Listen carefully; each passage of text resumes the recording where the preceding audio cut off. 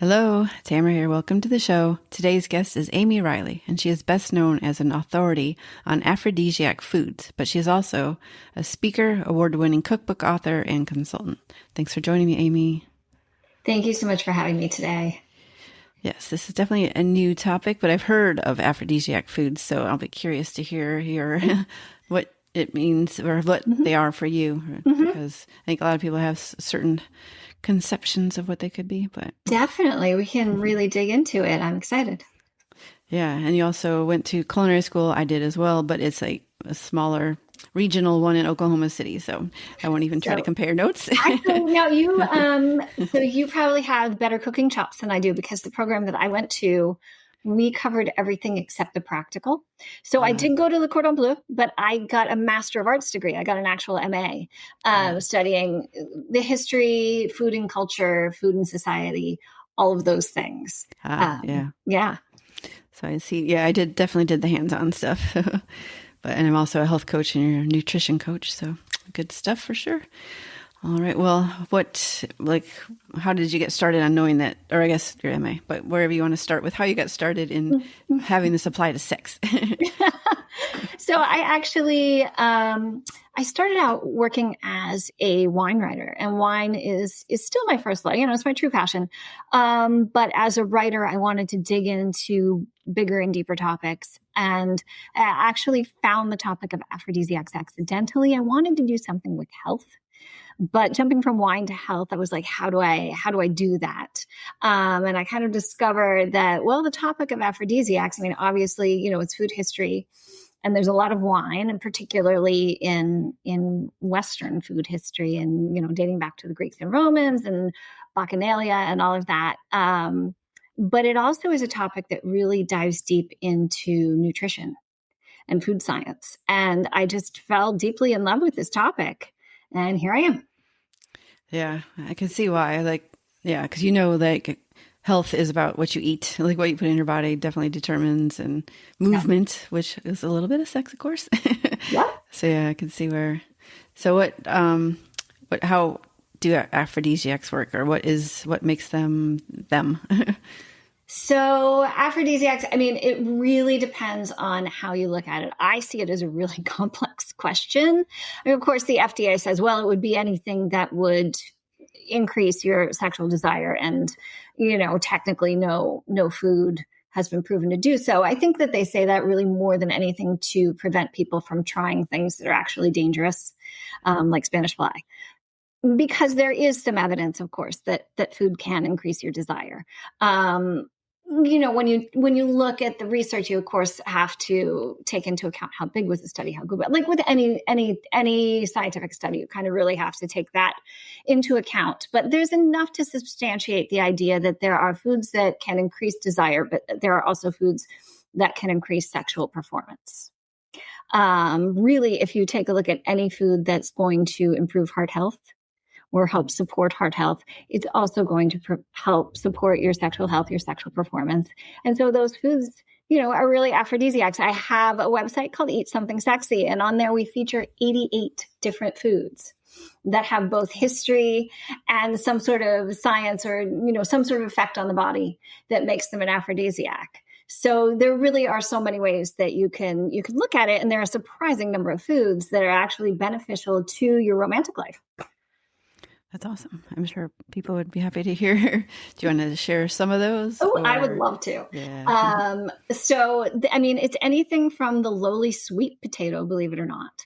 It has tremendous amount. It has very little history. It's not particularly a sexy food, to look at or aromatically, but nutritionally, it's particularly for women. It's great for your sexual health. There are more obvious things like the oyster, which, part of it, of course, is the psychological link. We all know, we've all heard of oysters. So when someone pulls out that plate of oysters, you kind of know going in what they're thinking about. But oysters are a great source of zinc. They're also a great source of lean protein. You get energy from them. You improve blood flow. So, they're one of the foods that top my list. You might be pleased to learn dark chocolate also tops my list. And cocoa powder, cacao, the base ingredients of chocolate. are really powerful, both because of all of their antioxidants, but also they have a caffeine-like effect. So those would be some of my favorites, as well as I'm trying to think of some just really normal common foods. Chili peppers. Chili peppers are a great one because they raise your body temperature, so you're a little more ready to tear off your clothing. They can bring a flush to your cheeks, which is believed that psychologically, someone who's interested in you, it will kind of turn them on like a sexual flush. They make your lips plump up and your tongue tingle and make you just feel like kissing someone if you are attracted, of course, to the person who is enjoying this meal with you. Yeah, I would say my ex used to always say, he's like, "Oh, you're turning red," like implying that I was like interested in the conversation or like interested in him. So, so yeah, that makes sense. Yeah. And then chilies are a great one that way. It's exactly the effect. Yeah. And are there, I know you mentioned sweet potatoes are especially good for women. Are there some that are especially good for men? There are. One of my favorites for men is salmon. Is any food that helps support energy, testosterone production, and heart health is generally considered a good aphrodisiac for men. So another one would be oats, which do not seem like a sexy food, but they're great for men's sexual health. Good to know. Yeah, it's definitely not one you think of, like oysters. It doesn't have that kind of reputation. No. Yeah. And what's the potatoes and oats? It's not. Yeah. And on dates, like what would you recommend, since you do have a cookbooks as well, like what kind of foods, like if you're going to cook for each other, what are some of the things? And that's a great point. I actually, in my second cookbook, I kind of took aphrodisiacs apart and made different chapters of recipes based on like, what is your goal? And if your goal is to just romance someone for that one evening, if it's a night of seduction, I actually choose different foods than if you are eating for your own sexual health or you and your partner are eating together for sexual health. So for like a romantic evening, first of all, people are always surprised, I recommend lighter foods. You don't want to eat anything heavy. You don't want the blood going to your stomach for digestion. You don't want to feel sleepy. So I generally say avoid pastas. For the most part, avoid or limit red meat, except for wild game. I always say that's a great, when I consult for chefs, I'll say, why not do a wild game dinner? Because it sounds exotic. It's a great source of lean protein. So the people dining will get some energy. And, so no heavy carbs, no heavy fats, things that are light and tasty and aromatic, a fennel salad, if you're going to have pasta, maybe a ravioli that's seafood stuffed, things like that are a little lighter. Yeah, now you're making me hungry. Yeah. And then you said if it's like a couple eating, well, I guess you said some of the stuff, the sweet potato and the salmon, was there more foods that you would add to just Absolutely. A nice, like I always encourage wine, but of course, if you don't want to bring alcohol into the mix, which is also understandable, something like a pomegranate spritzer, pomegranate juice, and sparkling water. Pomegranate is both historically aphrodisiac and it's beautiful blush red colored. There's also quite a bit of research to support the idea that it's good for sexual health, particularly men's. So that's a nice thing to try, a nice starter. As for dishes, I encourage vegetables. You can start with maybe a steamed artichoke that you share and dip in some sort of compound butter, some melted butter, some garlic butter or something. People think that you shouldn't have garlic on a date, but of course, if you both have it, the other person won't smell like they have garlic breath. And garlic is actually historically aphrodisiac. So maybe, an artichoke that you can dip in garlic butter, and then you're reaching across the table together. Your hands may brush, or you could feed each other. It opens up those kinds of possibilities. Yeah. And then I know there's like a few movies where they feed each other, like before bed, different stuff. Yeah. Are there certain things that would work or not work? Yes. I actually created, for my audience, I created a date night scavenger hunt, which you create for your partner. And it ends with a picnic of certain foods that would be appropriate that you set up on the bed. And that's the end of the scavenger hunt, as they find you waiting there with this sexy picnic in bed. That definitely sounds fun. Do you want to talk about how, like, where they can find your cookbooks and what they're called and how to reach you and that kind of stuff? So the cookbook that I mentioned before, that's divided into different sections based on your romantic goal, it's called Romancing the Stove. My first book, I'm a little punny. My first book's title is Fork Me, Spoon Me.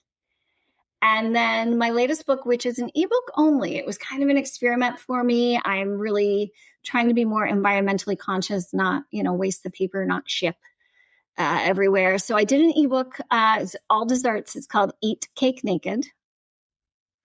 So those are my books. I have a series of 2 coming out next year, which are one for men and one for women, called the Passion Pantry series. And they're all about, making those food choices to like really feel good and feel sexy in your own skin as a man or a woman. And then of course, adding in that romance and all of the things that go with it. So those are coming out in 2026. Awesome. Sounds good. And then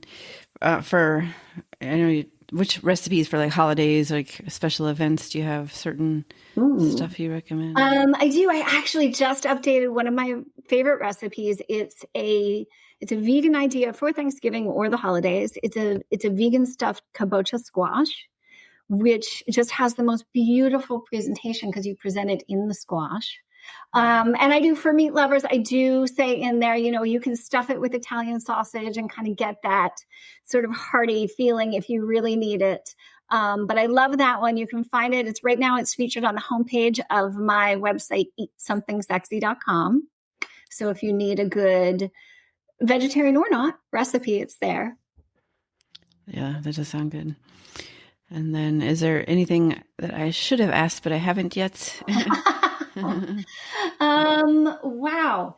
Let's see. I mean, yeah, it's a matter of, is your audience more looking for themselves, or if they're looking more for romancing a partner? That my answer to that might be a little bit different. So I don't know which they would want more of, but yeah, I mean, obviously this dating and sex is the primary thing, and then a lot of relationship stuff more lately, just on how to improve and the differences between men and women.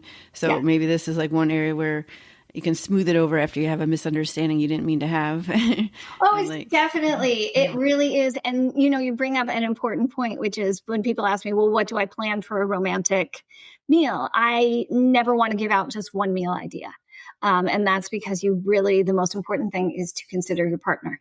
It's to consider their tastes and preferences. For example, if someone were to set up a romantic evening for me, if they popped the cork on a bottle of champagne and served me a plate of oysters, I would think that was like the most romantic, sexy evening. My husband, on the other hand, can't stand either champagne or oysters. So it would just be a disaster if that was the evening that I planned, because it's what I like. So it's really very much about considering the other person's tastes and preferences, and then finding how you can meet in the middle. And I think that that's a nice way just to even just start thinking about compromise as a couple in general, by thinking about it through food. Yeah, definitely. And who doesn't like to eat? Well, I'm sure there's a few maybe, but yeah, I definitely can see where that would help. And then let's see. I know you I guess we kind of shared well, I guess on the health side, do you want to talk more like just the importance of like how, like, everyone knows like eat well and exercise, right? But like, since you have both areas or all the areas, like what is the real importance of eating healthy or eating well? To me, it's really, and this is part of the reason that I really wanted to do something in a health topic. And then when I found this, I was really excited to find something that maybe would make people want to eat a little better if it gives them the promise that they might have an improved romantic life. But it's about, energy, confidence, that comfort in your own skin. When you're eating well, like, it shows in your whole body. It's not just about weight or tone. It's about glow. It's about just that feeling of health. It's about the dark circles can go away, and you'll sleep better, and you'll feel a little more like tackling everything, and the confidence that comes with that. And so that's what I love about the health side of it, because yes, you're doing it so that you'll have an improved romantic life, but what you're getting from it really, that sort of that glow, that confidence, all of those things that will infiltrate every part of your life, not just your romantic life. Yeah, definitely. And I think it's becoming more mainstream. I used to tell a friend about all this stuff when I was learning to be a health coach, 9-10 years ago. And like now it's like more well known now. Like what you eat really does affect you. Like literally what you put in your body is how you are as a person. And I think people are more aware now. The other side of it, of course, as you mentioned, is the exercise and movement. And we're now more aware that the more you move, the more energy you'll actually have. Yeah. And because, that's a problem a lot of couples have. They get home at the end of their day and they're like, I don't want to be intimate. I'm done. Yeah. But the more that you move, you're feeding your body the right fuel and you're moving, you have more energy. You have that energy for the intimacy later. Definitely. And I think that is a good place to leave it and maybe have some final comments, unless there's something I missed that you want to share.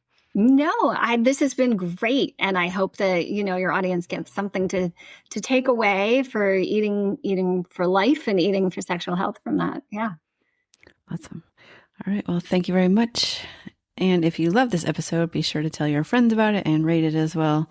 And thank you again, Amy, for being on. All right. Thanks, everyone. Bye. Frank Talk, sex and dating educates. Hi, everyone. Sorry for the interruption. I just wanted to point out that there is a send us a text message at the very beginning of the description, and you can use that to send an anonymous question or comment. So I'd really appreciate it. All right. Thanks.